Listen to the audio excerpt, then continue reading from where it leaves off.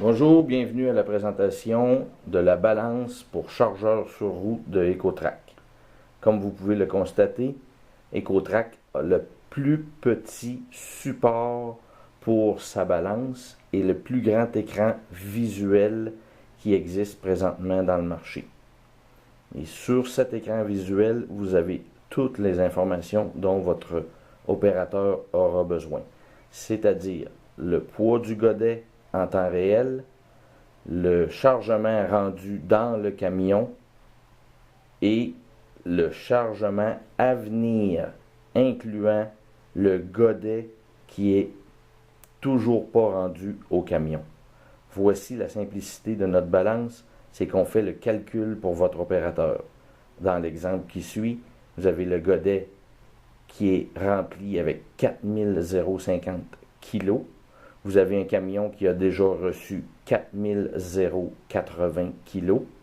Et donc, pour votre opérateur, la balance fait le calcul pour lui en lui disant que s'il complète son opération, il va obtenir une masse accumulée de 8130 kg. Aussi, votre opérateur reçoit l'information que comme de quoi que présentement, il est en train de charger du sable. C'est l'information que vous voyez en bas à votre droite. Et il le charge pour le client Ecotrac à titre d'exemple.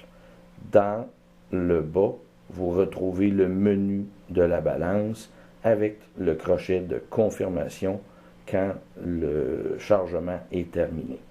En plus de ces informations à l'écran, votre opérateur est capable de savoir l'élévation de son boom lors de son chargement. Il est représenté par différentes couleurs car celle-ci donne à l'opérateur de la maniabilité. Tant et aussi longtemps qu'il est dans la zone verte, il peut faire ce qu'il veut avec son chargement, son chargeur sur roue ou même sa pédale à fioul. Il pourrait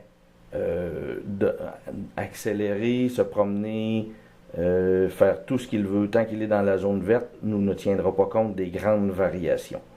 Par contre, aussitôt qu'il va arriver près de son camion, il va s'en aller en système de chargement et il va tomber dans la zone jaune.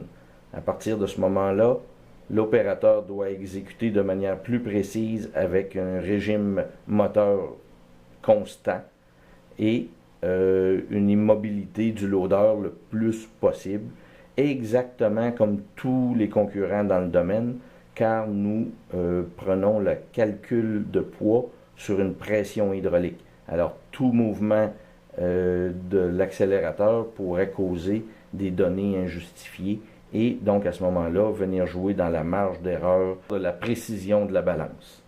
Quand l'opérateur atteindra le point rouge, ça veut dire que le chargement est rendu dans le camion. Alors, il va redescendre pour recommencer l'exécution. Alors, comme vous voyez, la balance étant sur une statique électrique est capable de nous donner instantanément le poids du godet. Comme je n'ai pas changé, on a toujours 4050 et la balance est rendue à nous dire que si on continue l'opération, on aura 12 180 kg.